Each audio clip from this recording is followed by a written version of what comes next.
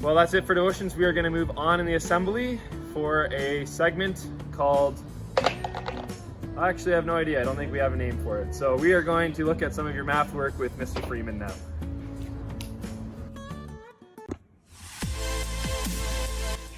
You're watching Math with Mr. Freeman, where Mr. Freeman tries to get us to grow plants inside.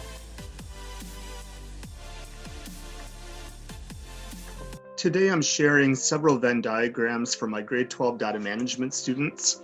These are Venn diagrams that represent 1 week of a student's life. It is not necessarily their priorities, but where they end up spending more time. And there's a huge variety of different ones that I'll show here, but all of them start with a spreadsheet and numbers that you don't see in the diagram. So different apps were used to go and track screen time. Calculations and estimations were done to go and determine the number of hours that add up to a 168-hour week. And so here you see several examples from my former grade 12 data management students. Ones where there's a lot of complexity and overlap. Other ones where there tends to be a difference between some of the technology side, family, and other components in a person's life. But if there's to be a trend with a lot of these, it was that school often tended to dominate, and then you had your outside of school components. And this could be with a bus, different sports commitments, all those kind of things. And so although there's no typical students, we would have introverts and extroverts that would have different looking Venn diagrams. We had some of these similar components of school, being on a bus, family, different extracurricular activities that students were part of. Some would have more overlap. For some, the reality is that family members, they could only connect with them via technology like FaceTime. Social media is very present in different forms. And then others chose, rather than using the traditional school circles, to go and represent school and other components in their life in a bit more of a creative, artistic way. But still, the math holds and the Venn diagram works. In some cases, the complexity of the overlap meant that social media or something like that would have to show up in a couple of different components. But still, we had a trend of school dominating and then having the friend component, family component, and other things that were done during a typical week.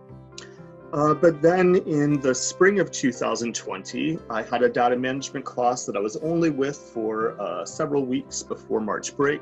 And then we went into teaching via quarantine, online schooling, and doing school at home. And so here you have Elisa's quarantine Venn diagram. And I challenged my students to go and pick a typical week under isolation, under quarantine, and so that way they could be able to look back at this. And the differences are significant.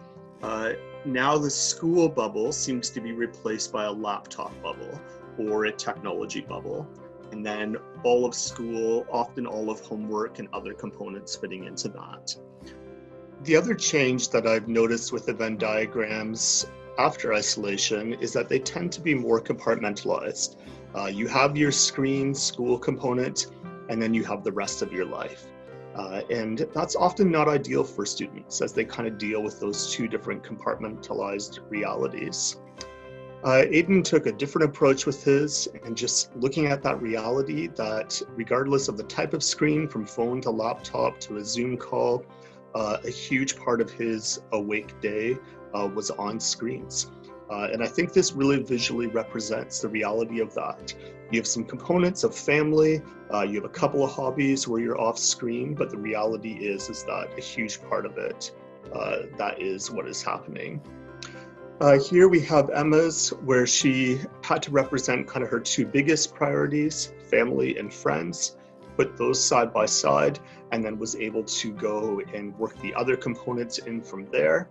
School with the overlap with social media, but also just some very necessary time to get outside and to be able to just exercise and be away from screens. I love the approach that Lucian took here. You have the reality of a lot of grade 12 students needing more sleep right now. Some would report that it wasn't that sleep was consistent. Often they were sleeping in a lot more or taking naps in the afternoon, but still having that kind of awake time where school fits into that, obviously, but a huge overlap with social media in school for a lot of students, because social media became the vehicle that allowed students to connect with their friends, but also just to be able to connect on work that had to be done or different projects that were occurring. We'll conclude with Jaden's here. It's just a fantastic overlap of many different competing priorities. Again, you have to look for the school component. You have the reality that Jaden's family, he is with them all the time, and that school component ties into there, with laptop being the even bigger circle that's in behind. And then really the non-school, non-screen components become things like some individual sports, listening to podcasts, those kind of things that don't require that all at home in the midst of isolation. Some of the main changes that I noticed here is obviously the increase in screen time, but also the absence of different activities that were normal. For some students, spending 2 hours a day on a bus, or team sports, or some of these different youth group components that I would often see, and a lot of that getting replaced with an increase in the texting and social media in order to be able to connect. So there's a small snapshot on grade 12s and their different time priorities in a typical week before isolation and then after. Thanks, Mr. Freeman. That was very fun to learn.